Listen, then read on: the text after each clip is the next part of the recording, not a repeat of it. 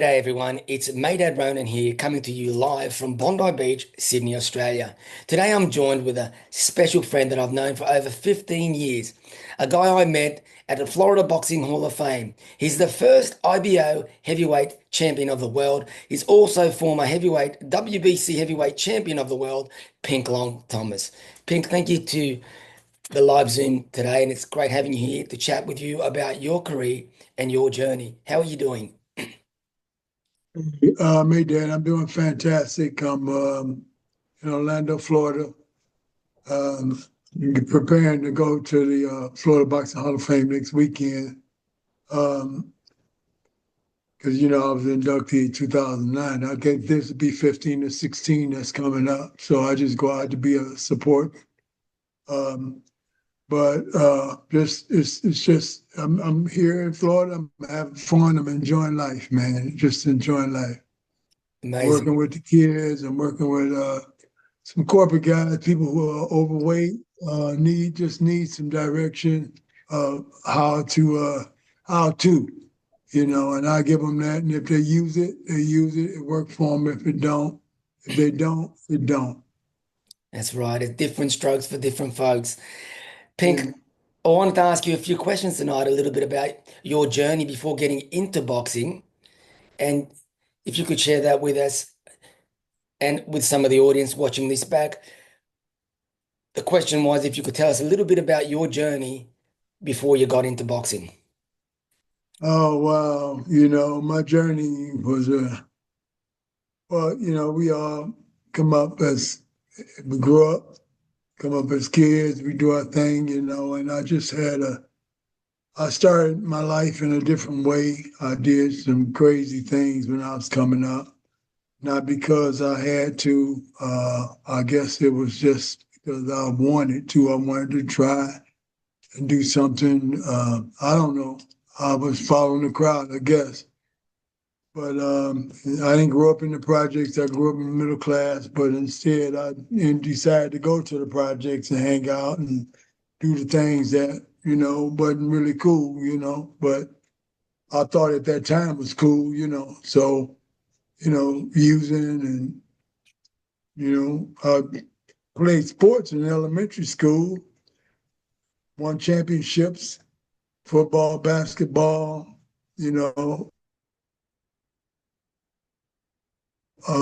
track, got to the sixth grade, and that's when it all really blew out. I started hanging out with the junior high guys, and they was doing their thing, and I started hanging out with them because they called me the big kid. I would hang out with them and do the crazy stuff, and then before you know it, I was in another era, hanging out with other guys, and one thing led to another, and I just got caught up in the rhythm, man, And so I still play basketball. I thought I played sports by day and I was a criminal at night. A dope fiend. I was out there, I was hustling, I was drinking, I was smoking weed, I was snorting dope, I was shooting dope, I was robbing people, I was doing all kind of stuff, Then I come right back and I play basketball. Then I had contracts put on me and stuff like that. So then, eventually I was on the run and I had to leave my state, Michigan. I left Michigan, went to Seattle, Washington. And a couple of years later, after I had done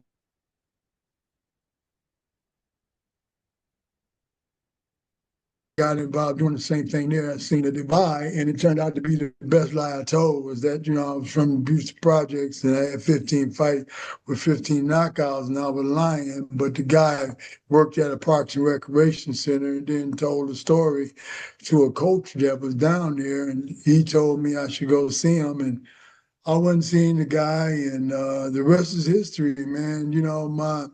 My career took off, Can you tell us, Pink, when you got involved in the boxing, who were you training with, and how did you get to start working with Angelo, the great Angelo Dundee?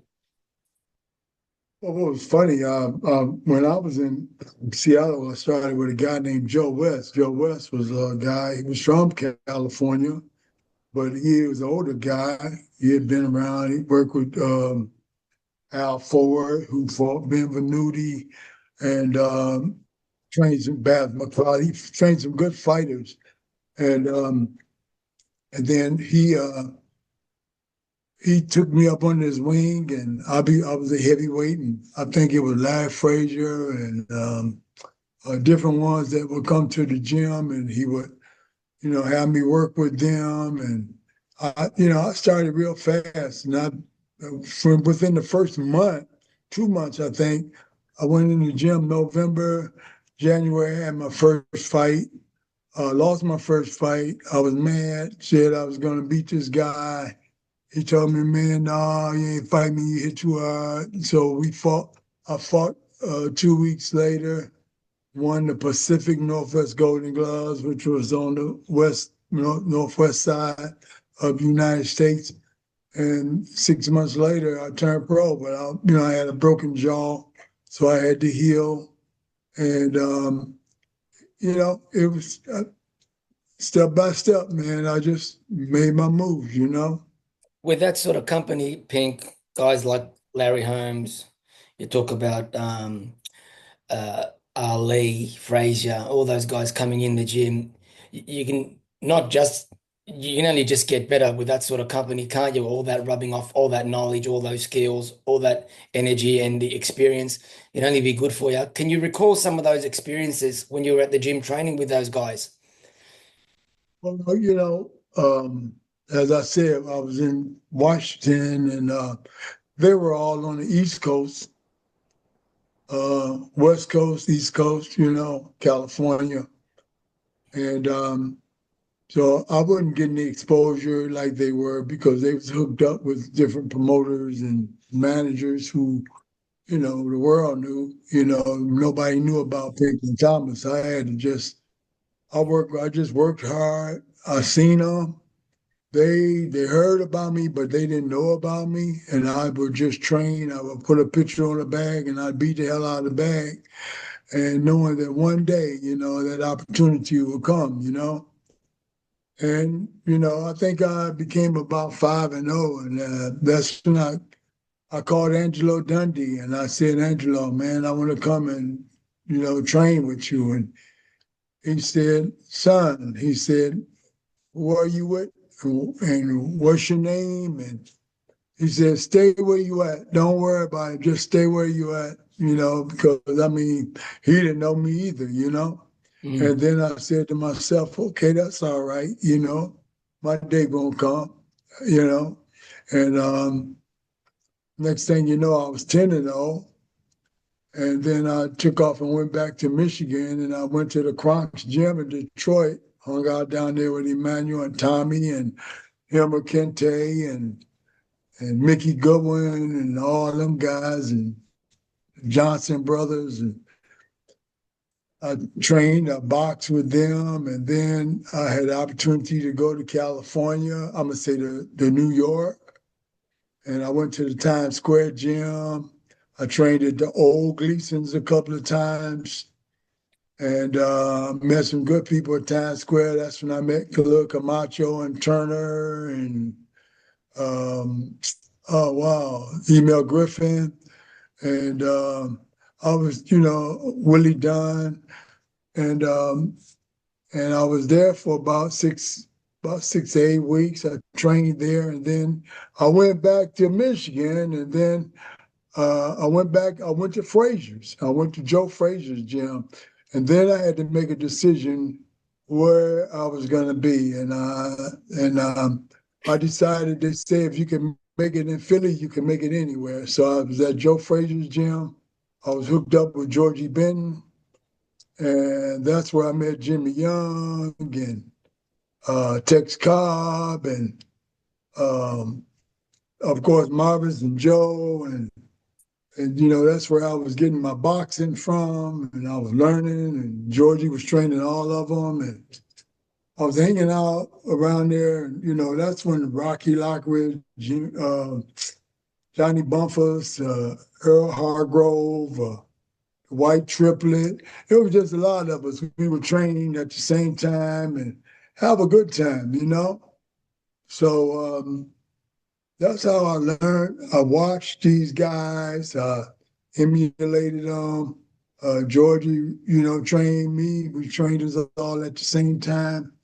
And, we would box. I wouldn't box the little guys, but, we would watch each other. And it just all come together. And then finally, I was a little was frustrated because I wasn't getting the fights. I seen everybody moving up, and I was just sitting still, and I wasn't getting the experience that I needed. So when I went back to Philly, my manager out there, he had me suspended all over the place, and I was suspended for a few months. And Georgie just kept telling me, Pink, just stay in the gym, just keep training, Don't worry about that, just keep training. And that's all I did. I went to the gym every day, carrying my bag. It ain't like it used to be. We had to carry a bag, a speed bag, a gloves, everything.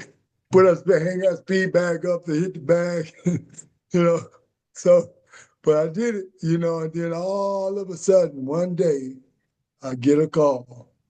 No, one day I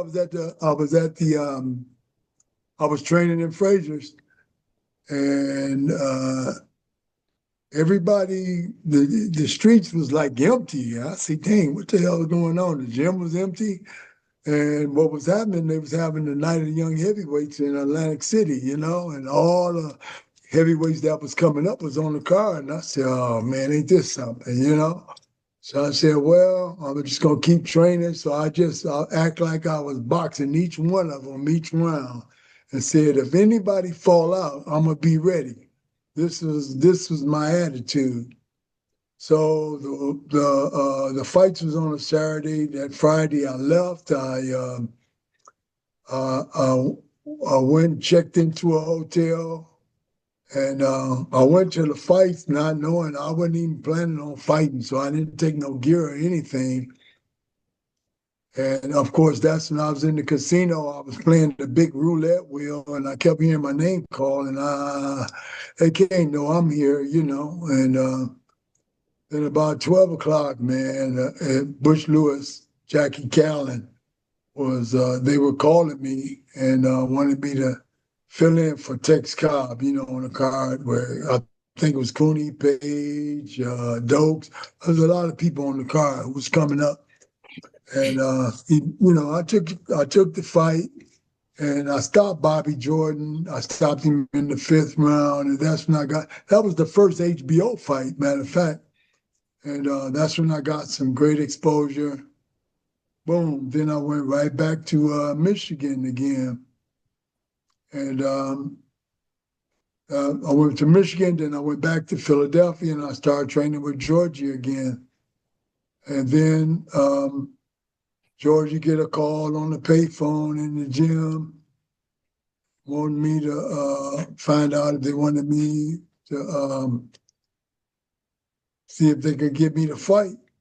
So I took the fight. I took another fight, which was filling in for Tim Witherspoon at All Heavyweight show in Cleveland. And that was back in 1984. 1984, that was, wasn't it? That's when I got that exposure, Yeah. Yeah, that was good. Can you tell us a little bit about that fight that you had with Tim Witherspoon? Because that was when you captured when you captured the WBC Heavyweight Championship of the world on that night. That was a great fight, man, because Slim Perkins, who trained Tim Witherspoon, and Georgie Benton fought in the amateurs when they were coming up. Georgie had that Philadelphia style shoulder slim. Tim was in South Philly. I was in North Philly at Joe Frazier's. So it became a thing of the Philly style, who was going to, do the number. And that's where,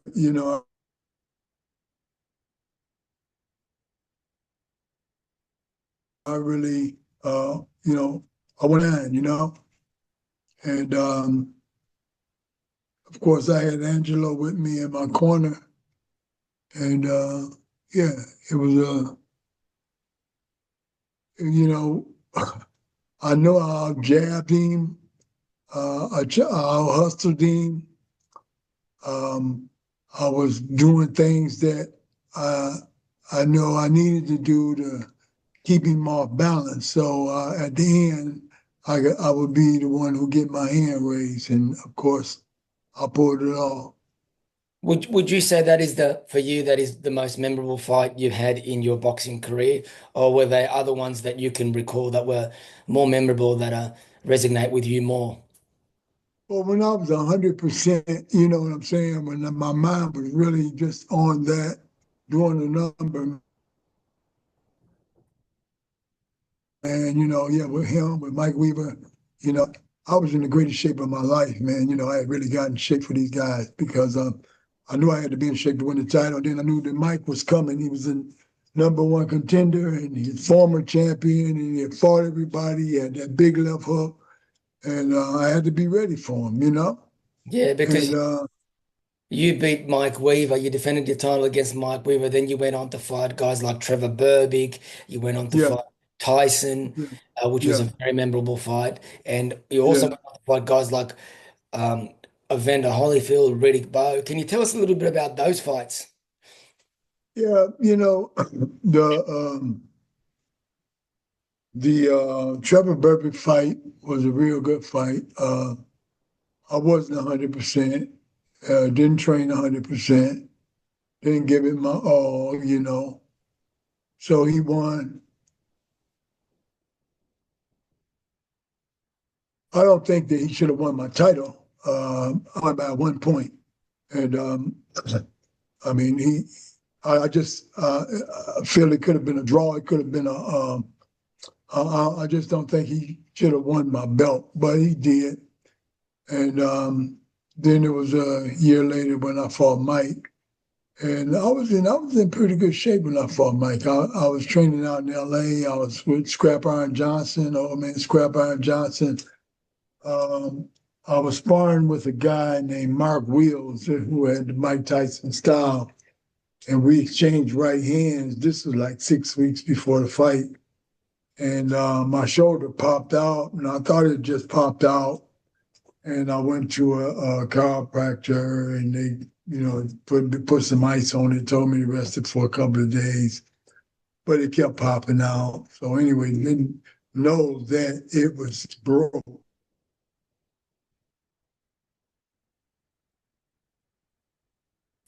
But I went through it. I told him, but I didn't want to pull out because I knew that, I had a good left jab, and I was going to beat Mike with my left jab.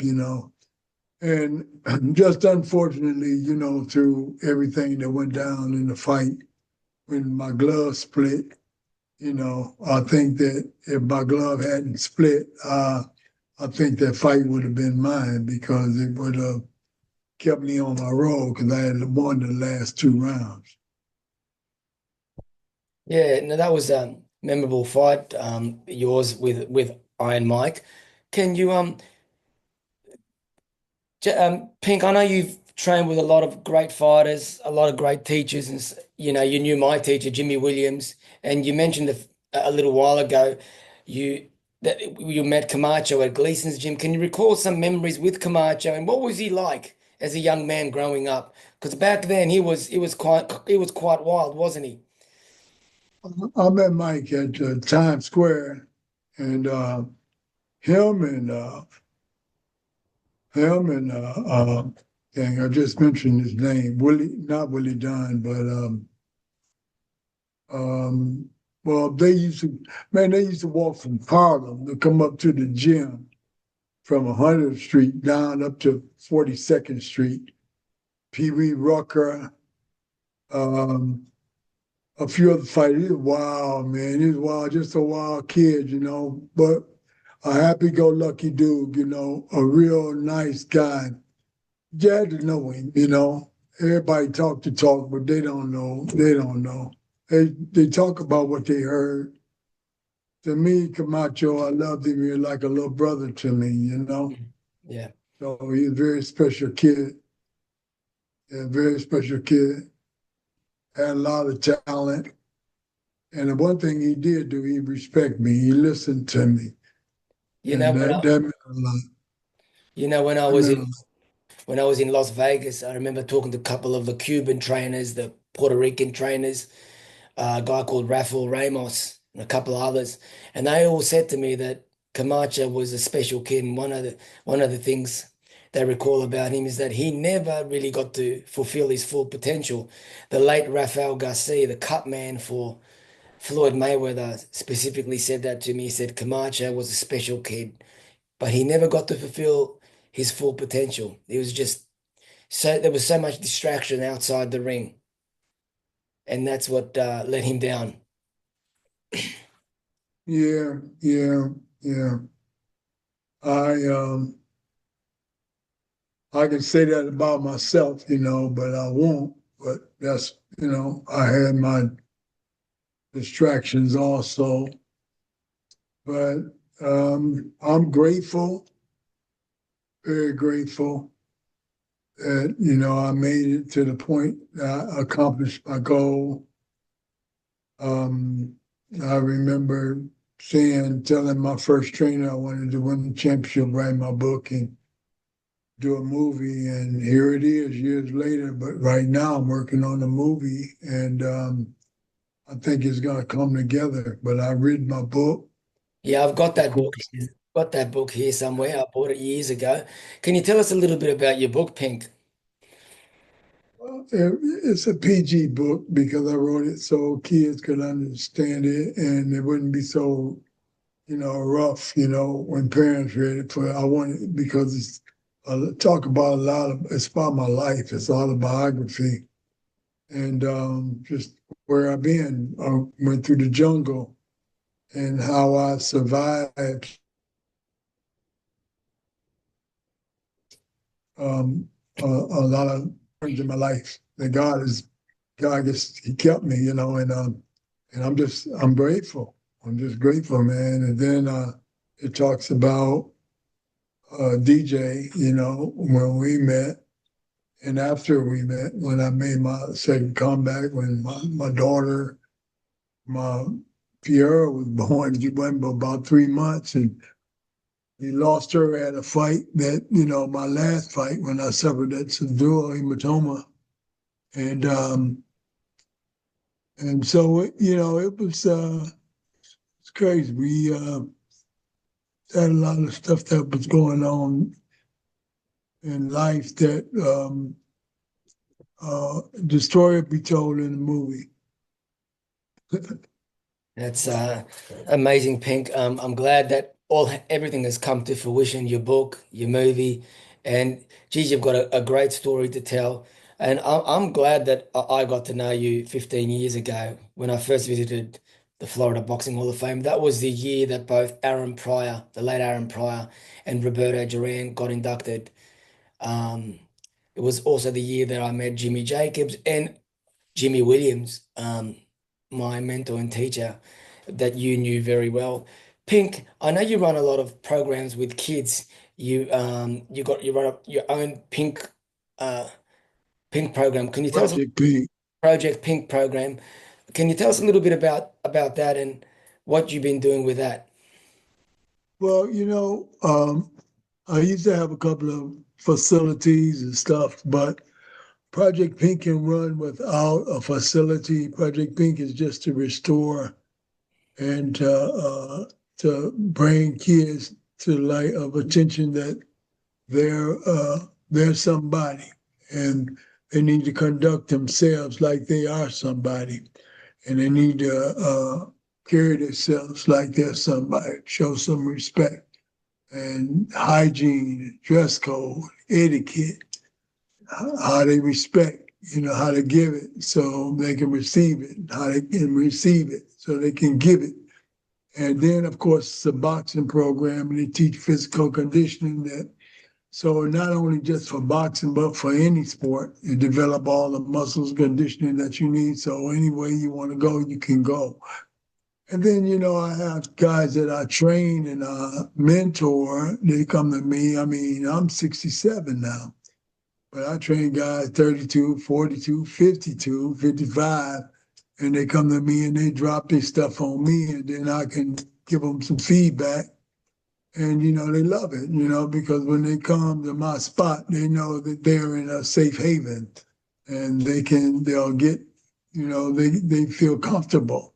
And when they come in, they might be a little baffled and confused, but when they leave out, they're happy and they know which direction they're going in.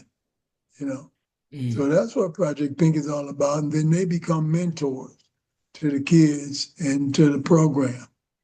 And, eventually, like once a year, I'll throw a big event, and put it out there, and that's the way Project Pink is going. That's beautiful to see you give back and educate people through your journey and through your.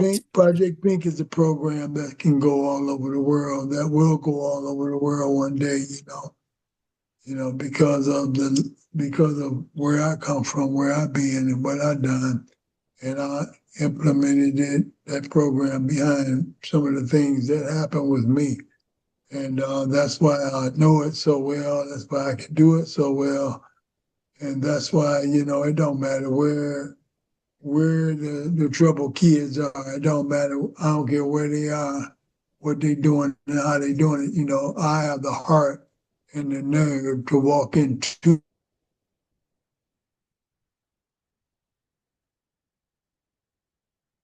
and say, hey, man, I can pull them. I tell them, send them, after you done seen all the rest, send them to the best, now break them like a horse. That's what I tell them. That's what I do. And that's the thing, Pink, with young people today, or, running down or walking down the wrong path, influenced with drugs, alcohol, or just lack of directions. You sense to find it through your troubled time. Can you share anything with our youth or anybody watching this, any positive message, what boxing did for you and what you think it could do for them? What boxing did for me was first it kept me out of the streets, and it gave me something to look forward to, and it gave me something to work for, So, and each time that I suffered a win or whether I suffered a loss, which, it give me more hope. It give me more strength. I don't get down because you lose or you fall down. It's just like a baby that's learning how to walk. You fall down, you get back up, and you push yourself again, and you don't stop until you get to where you want to go. Sometimes, you run into hurdles and stumbling blocks that become a setback, but don't worry about it. I believe in a high power I call God. And when you put God first, you put him in front of you, he's going to work out your pathway, and eventually it's all going to come to a reality. But you got to keep pushing forward. You can't give up. Thanks for sharing your time with us, Pink. It's been great speaking to you. Everybody watching here, there you have it with Pink Long Thomas, former IBO world champion, heavyweight champion, the first IBO heavyweight champion of the world, and also former WBC heavyweight champion of the world, who's fought the likes of Mike Weaver, Tim Witherspoon, Riddick Bowe, Evander Holyfield, Mike Tyson, and many more. He's also a Hall of Famer. You've been inducted into the Florida Boxing Hall of Fame, but you've also been inducted to other Halls of Fame. Can you share a little bit about that, Pink? Well, I've been inducted to the National Boxing Hall of Fame in Montebello, California. I've been inducted into the Atlantic City Hall of Fame in New Jersey. I've been inducted into the Hall of Fame I forgot where, North Carolina.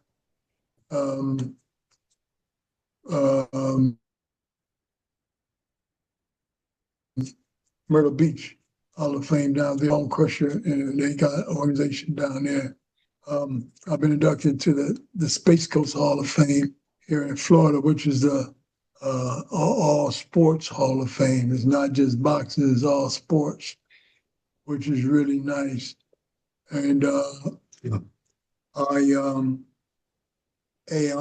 I'm cool. I'm satisfied with the ones that I do have, and if there's any other, I'll be glad to be able to attend, accept, or what have you. But if not, I'm really happy and I'm satisfied. My main thing, Mayday, was to tell my story. I wanted my movie, and because that was something that was one of my goals and my dreams from winning the championship in the book. So I'm working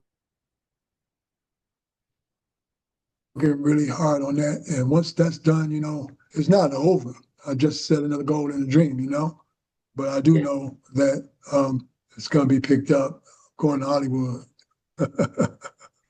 Pink, first I want to congratulate you on accomplishing all those things and sharing your story, life after boxing, because for some fighters, you know, life after boxing can be quite troublesome, suffering from withdrawal symptoms. And this is some the things that I've been delving into now, working with former fighters, athletes, even executives who've been in a high paid role job that have been given a lot of attention and for their accolades and for their performances. But when that's over, a new chapter begins, and it is a completely different life. But there is life after, competitions, after uh, other roles that we played previously. And, Right. listening to what you had to say today, kind of reflect on my life, and I think about my journey. And I'm at a point now where I'm looking at selling the boxing gym and moving on because of my injuries and some autoimmune complications. And I think, boxing has served its purpose. It's giving me some form of a platform, and it's allowed me to uh, use that platform to go down different avenues. It allowed me that platform to meet my wife. It allowed me that platform to become a father, a husband, and do some great things outside of boxing, run some pretty nice programs. A little bit like yourself, you run the Pink Project program. I run a youth kids program over here with Ways Kids, and I also run some retreats, which are very empowering. Only last week, Pink, we had a men's mental health week here in Australia, and in honor of that, I took a group of men down the beach where we meditated before sunrise on the beach with yoga, meditation, and human movement. And then we came back to the gym. We did a workout together. We did some ice baths. We had some food. We talked. We talked about goal setting. And it was a really, really good day for men to get together and share their experiences and just bond together and know that they're not alone. This journey that we're on, sometimes it could be divorce. Sometimes it could be an underlying belief. It could be anything that they're suffering with. But you're not alone. And if you need to talk to somebody, there is somebody here for you. But Pink, it's been great catching up with you and talking to you. I look forward to catching you up with you in person next time I'm in Florida. Well, Um, I want to say, Mayday, like when I met you, um, it was a while back, when Jimmy Williams was around, and I know you hung with him like a sleeve on a coat. He was a good guy, very, very special guy, and you loved him tremendously, man. And like I was with Angelo, I guess, because it was a real hurtful thing when I lost Angelo. But for your accomplishments and the things that you've done and where you've been, you deserving of anything that you want. A lot of these Hall of Fame, they claim you should have fought in the city, you should have did this, you should have did that. I don't think so. I think that, if you just do your dreams and accomplishments that you have accomplished and worked hard for, and you set goals and you made things happen, that you should be recognized for the things that you've done also. And I think that you've done that. You're a hell of a guy, you're a hell of a fighter, and you got more accolades than just boxing. And that's what makes you a Hall of Fame. Thank you, Pink.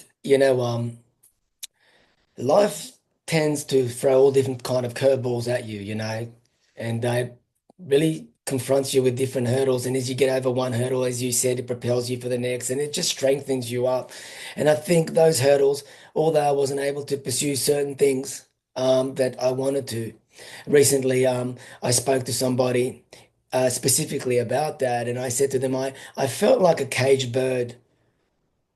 Like Maya Angelou's song, Why a Caged Bird Sings. I felt like a caged bird singing, almost like when I did boxing and I won my ABA novice bantamweight title here. And all I ever wanted to do was maybe get a chance to represent my country the same way my dad did. My dad was a national cycling champion in Israel.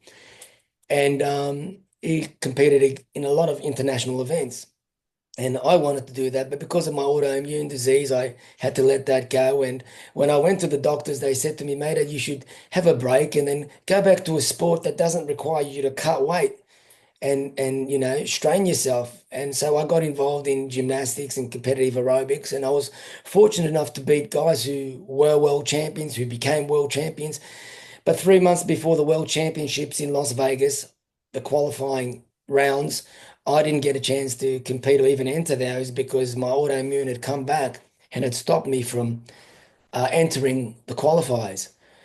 At that particular time, I'd won every championship that I competed in. I never got anything less than actually a silver medal or a bronze at international events, but all the other events, I'd won gold medals. But I did feel like a caged bird singing inside a cage and not being able to spread its wings and fly. And that's why I resonated so much with Maya Angelou and her story and what she talked about on a different way, obviously. But I think all these experiences have allowed me to embody life and adapt to it and just run with it, and do what I'm doing now. And I'm blessed with all the programs that I'm running. I'm blessed with the experiences. And people like Jimmy Williams, people like Roger, who is no longer here, Roger Mayweather. I had such a great relationship with those guys. I got a chance to talk to Rafael Garcia, so many people who are no longer here, Aaron Pryor, Howard Davis. And I'm just so blessed to be immersed in the company of such greatness. Yeah, man. So don't worry about it. You good, you good, you good. You've done a lot of things that a lot of people haven't done, and you've accomplished goals, and you continually to grow and fulfill your dreams and helping other people, man. And that's what it's all about. Just keep giving back, man. And as you give back, it all come back to you. Very I proud of you, man. Thank you, sir. I totally agree. There you have it, guys. Great to catch up with former heavyweight champion of the world, Pink Long Thomas from Orlando, Florida. From Pink and myself, have an amazing week. Take care, and we'll see you next week for our live Zoom where I'll be interviewing another special guest. From Pink and I, take care and have an amazing day. See you all soon. God bless. See you later, man. Thanks. Bye now.